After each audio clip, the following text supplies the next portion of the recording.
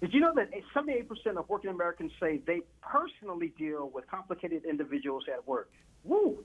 Weekly or more often, almost half of American polls say they take a slightly lower paying job just not to have to work with complicated people. So how do you deal with someone who doesn't think or work like you do? Best-selling author and leadership coach Ryan Leake says it can be your superpower. He is Superman. He is Green Lantern.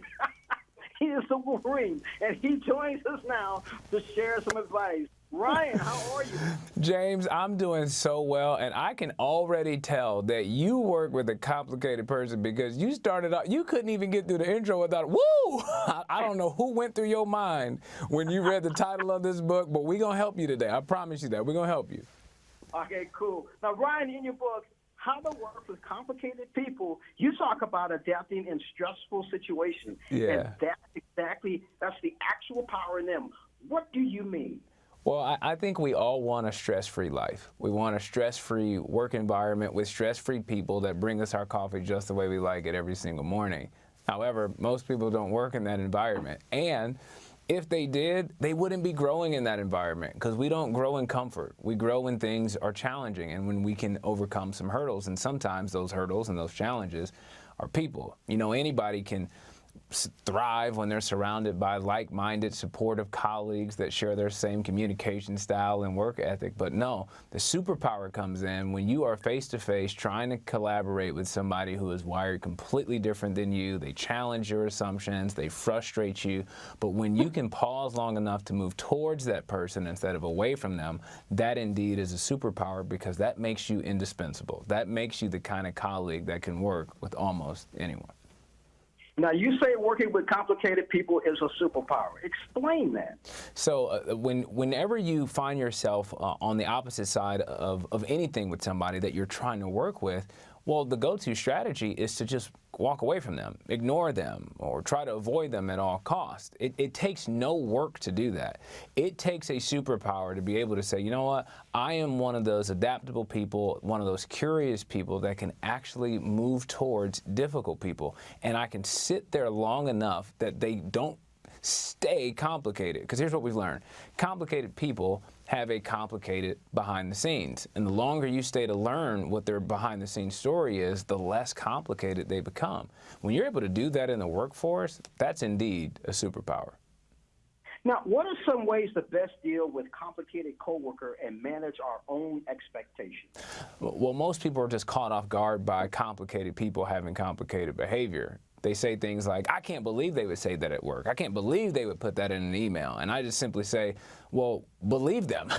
What were you expecting? You were expecting them to be simple and perfect, when most of the time all we ever get is complicated and flawed. It would be awesome if we could go to perfectpeople.com and just only hire and work with those people. The only problem is you and I wouldn't be on the website. And so I encourage people to actually, well, not just lower their expectations, but to adjust them to being very, very realistic. You should walk into work every single Monday morning expecting complicated, which puts you in a posture to do this. You walk in and you go, is it you today? Is it going to be you? Is it going to be you? Is it going to be you?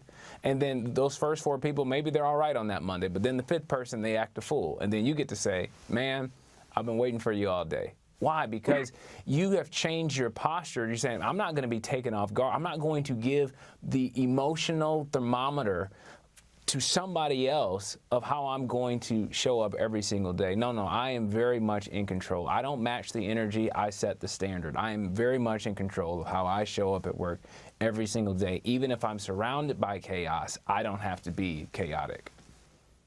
Now, what would be a key first step for a leader to address some of the complicated problems in their teams?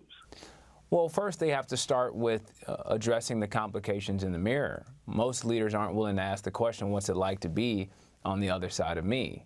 They must understand that on the other side of them, well, it might be a little bit more difficult than they're willing to admit. On the other side of us, it's always a little bit more complicated.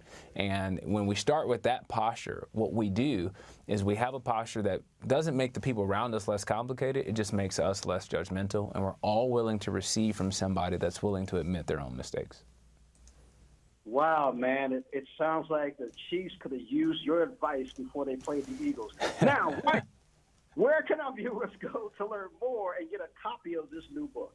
James, everybody can get their copy of How to Work with Complicated People on Amazon or wherever books are sold, and they can get leadership resources from me at ryanleak.com. All right, Ryan Lee, thank you so much for joining us on Morning Blend. I got to remember that. I know it's going to be Eagles again in 2026. Good to talk to you, James.